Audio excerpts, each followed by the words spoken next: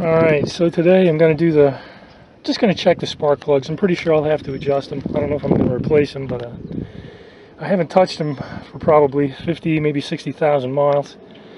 And the model, in general, I run pretty well. I had a couple of rough starts over the winter, but I think my mileage is beginning to drop off a little bit. That's kind of an indication that the plugs are starting to get a little bit worn.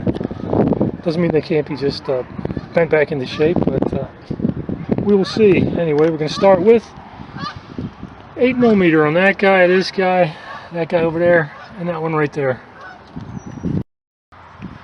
Okay, press and pull. 1, 2, 3, 4. Alright, the wiring harness is still in place.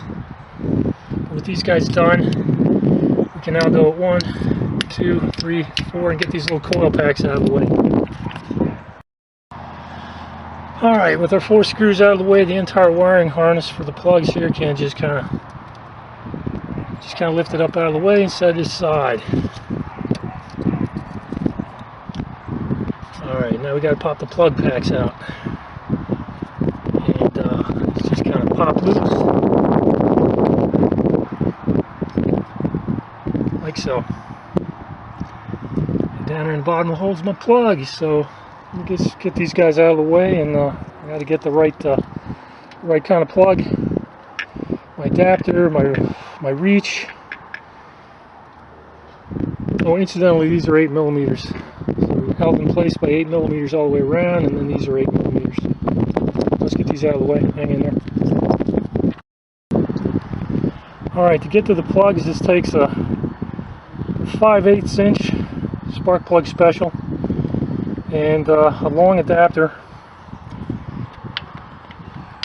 Drop it right in there, fits right on top of it. It's got a little spongy type thing on the inside that grabs the plug so that you can, when you lift, it comes out with it. Anyway, I'm going to pop those 4 out and we'll take a look. Alright, so there we have everything pulled out. Again, 5/8 inch, pop down. Every one of them slid out, no problem. So what we need now is this little guy.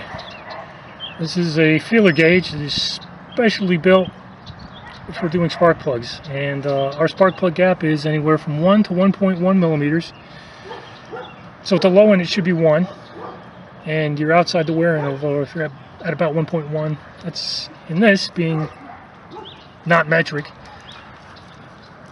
this is a 40,000, so this is the low end. So I'm going to pop them in. They look tired, but they do not look as though I need to replace them just yet. So I'm just going to make sure the gap is right and then pop them back in. Anyway, I'm going to check them with this and re-gap them. Incidentally, see this end right here?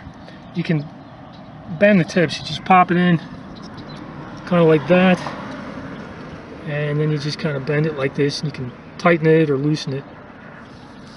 It's pretty straightforward. Anyway, let me get these things all set up. I'll let you know how it worked.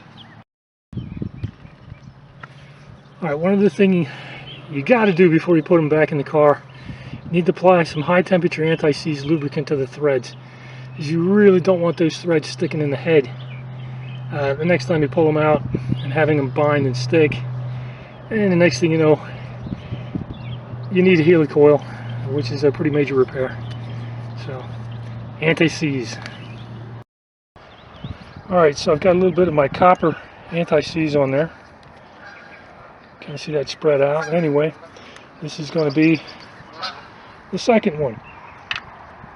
Just drop it in, get it lined up by hand. Nice and easy. This should just be nice and smooth. If it sticks, you got something wrong. You have to back it out quick and try again. Okay, that one went in no problem, and just kind of wiggle it loose. There you go. Alright, I'm going to get the other 2 done. Alright, these guys need to be torqued to 18 foot-pounds. Now, maybe like me, you don't actually have a torque wrench. I do, but it's buried back in the garage somewhere. I don't want to bother with it. So anyway, you got your regular wrench right here. Now I'm going to put my hand about that point right there. My center of force is about right here. It's about 8 inches from here to here, right? 8 inches is, what's that? That's 2/3 of a foot, so I've got to multiply the 18 by 3/2. So 24, what's that get us up to? 24 foot-pounds. I've got a yank on it with about 24 pounds right at that point, and I got it. Alright, everything back in place. Everything snapped in place and whatnot. Hey, when you're putting these guys back in, I don't actually have a torque spec for these guys. But anyway, like I say, 8mm. Just kind of get your hand about right there on your wrench. If you can see that.